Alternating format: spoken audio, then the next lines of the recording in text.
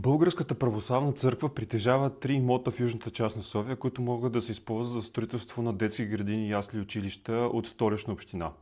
Проблемът е от много години и още от 2018 година имало преговори с Българската православна църква относно тези имоти, защото във всеки един от тях Столична община може да построи по едно училище и по една детска градина.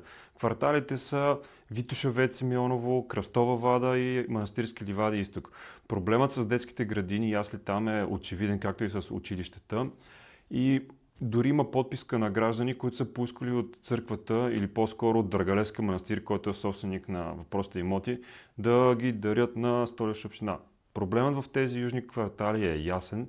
Няма места за детските градини, децата трябва да пътуват. Моето мнение е, че църквата е редно да дари тези имоти на София, за да може ние да изградим въпросната образователна инфраструктура там. Кажете в коментарите, според вас, трябва ли църквата да ги дари на Столична община или да ги използва за нещо друго, като например строителство на блокове или други сгради, които да отдава под наем.